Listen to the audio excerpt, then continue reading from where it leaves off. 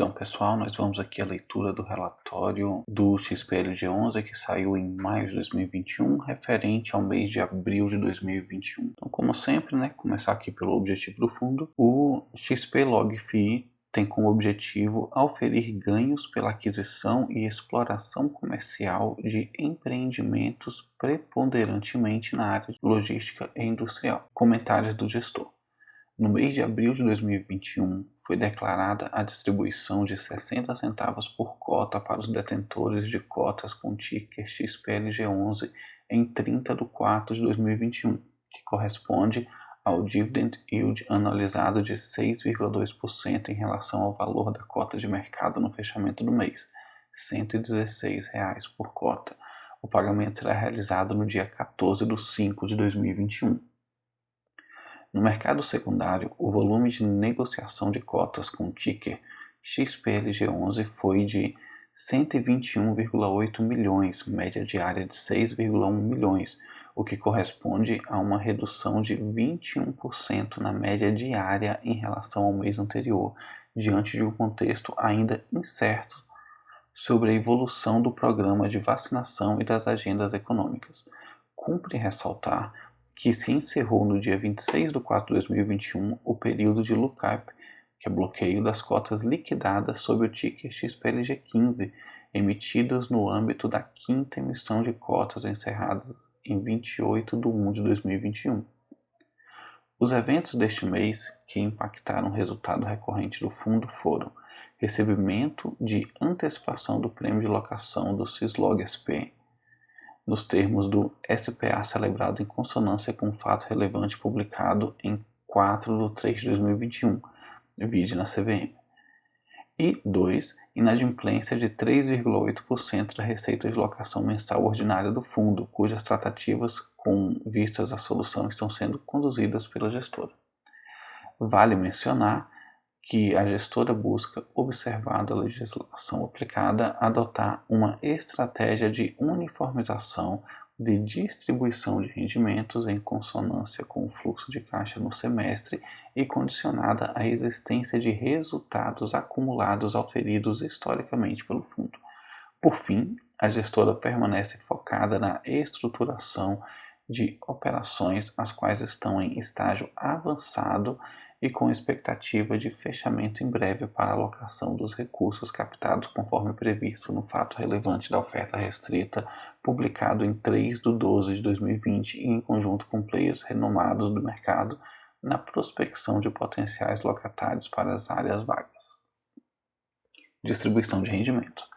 No semestre, deverá ser distribuído um montante superior a 95% dos lucros apurados segundo o regime de caixa, para evidenciar a conformidade da política de distribuição de rendimentos do fundo com a legislação vigente, artigo 10 da Lei 8668 de 93, que determina a distribuição de no mínimo 95% do resultado financeiro semestral. Aqui a gente tem uma DREzinha, que tem todas as receitas, a despesa e o resultado. Então, no total, em abril foram de 17 milhões em despesas, no ano 2021 já dá 67 milhões e de receitas, 17 milhões de receitas em abril, nos últimos 12 meses 171 milhões, mas vamos focar aqui em abril, então 17,7 milhões em receitas, isso vindo a grande maioria de receitas de locação, um pouquinho de rendimento dos FIIs que ele tem na carteira, mais um pouquinho de LCI que ele tem na carteira também.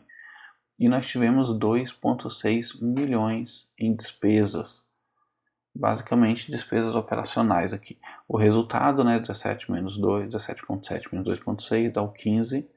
Então nós tivemos 15 milhões de lucro. E o rendimento a ser distribuído será de 16. Então ele distribuiu um pouquinho mais aí do que arrecadou, chegando a 60 centavos por cota. Então, continuando aqui com o relatório, a seguir pode-se observar a composição do resultado financeiro e a distribuição por cota nos últimos 12 meses. O que é interessante ver aqui é a distribuição por cota, 54, 57, 58, 58, 58. 58, ele tenta se manter ali na casa dos 58. A partir de dezembro subiu para 60, janeiro e fevereiro se manteve nos 58. Em março chegamos a 59 e agora em abril 60. Então a gente consegue ver que tem uma leve tendênciazinha de aumento aqui olhando os últimos 12 meses. Evolução do valor da cota e volume médio diário de negociação. Abaixo, no gráfico aqui, observa-se a representação gráfica da comparação entre a evolução histórica do valor de mercado e patrimonial da cota e o volume médio diário de negociação das cotas. Aqui a gente pode observar o valor de mercado, né? E o mais escuro é o valor de mercado e o mais claro é o valor patrimonial. Então hoje nós estamos com um valor patrimonial de 110, ele aumentou aqui em cima da subscrição que aconteceu de novembro para dezembro, né? Está se mantendo agora na casa dos 110, porém o valor de mercado dele está em 116. E aqui nós temos os volumes de negociação, o volume diário, né? Então a gente consegue perceber que outubro, novembro e dezembro de 2019 ele disparou, né? Provavelmente ali junto com a subscrição que rolou nesse período, na virada de 19 para 20. A partir de 2020 ele já deu uma arrefecida aqui, mas ele nunca mais voltou aos patamares pré-2019 ali, ele está muito superior. Então depois que ele teve a subida ali com a subscrição, ele não voltou mais aquele pouquinho de negociação diária que tinha, agora ele está negociando muito mais. Liquidez. As cotas do fundo são listadas em bolsa para negociação secundária sob o código XPLG11, ocorreram 1 milhão de negociações no período, movimentando um volume de 121,8 milhões. A liquidez média diária na bolsa foi de 6,1 milhões e a cotação de mercado secundário fechou o mês em R$ 116 por cota. Então ele esteve presente em 100% dos pregões no ano inteiro. O volume negociado foi de 121 milhões, 121,8 milhões em abril, né, como já viu, chegou a 2 bi nos últimos 12 meses e foram negociadas em abril 1 milhão de cotas. Nos últimos 12 meses já foram 16,2 milhões de cotas. Outra marcação que eles botam aqui é o giro, né, o volume negociado em relação ao valor de mercado, né? Então foram negociados 3,9% das cotas. Então, só agora em abril. Então esse volume de 121 milhões que foi negociado em abril corresponde aqui observando, né, o volume negociado pelo valor de mercado, 3,9%. O valor de mercado do fundo está em 3,1 bilhões e tem 27 milhões de cotas. A parte de rentabilidade, a TI é calculada com base no fluxo de caixa que considera os rendimentos mensais recebidos e a variação do valor da cota no período para efeito de desinvestimento, sendo que os rendimentos são reinvestidos no próprio fluxo e não é considerada a incidência de tributação sobre ganho de capital. O retorno total bruto representa o somatório dos rendimentos com ganho de capital bruto, sem considerar o reinvestimento de renda no fluxo e a tributação pertinente. Para efeitos de comparação, é utilizado o índice de fundos imobiliários calculado pela B3, o IFIX, que indica o desempenho médio das cotações dos fundos imobiliários negociados na bolsa. Então aqui ele mostra o patrimônio líquido, né, de 2,9 bilhões. O valor patrimonial por cota é 110, o valor da cota de mercado 116. A TIR bruta é de 4,55% no ano. O retorno total bruto é de 0,87, o IFIX 0,49. A diferença é um saldo positivo aí de 0,38%. E abaixo aqui a gente tem um gráfico que compara a série histórica acumulada do índice de fundos de investimentos imobiliários IFIX em relação ao valor da cota e os rendimentos distribuídos desde o início do fundo. Então o valor de mercado da cota é esse azulzinho mais claro aqui. O valor da cota com os rendimentos, né, se a gente estivesse colocando os dividendos aqui, recomprando mais cotas, seria esse azul mais escuro. E o IFIX é o cinza. A gente consegue ver que quando a gente reinveste os dividendos, ele supera em muito aqui o IFIX, né?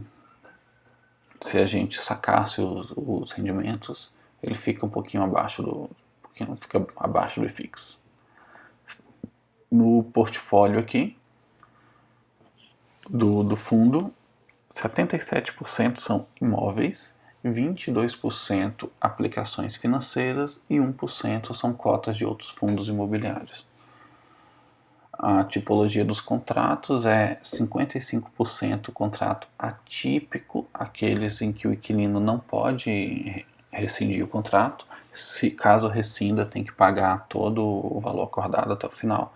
E 45% de contratos típicos, aquele que ele tem que simplesmente avisar com antecedência pequena e já pode sair.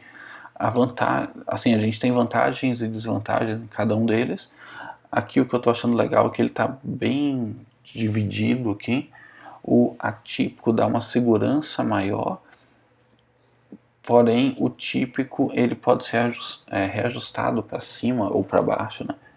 Mas ele pode ser reajustado à medida que a economia melhora. Então, se a economia melhorar, os contratos atípicos não vão ser reajustados, vão seguir sendo corrigidos apenas pelo índice definido lá atrás.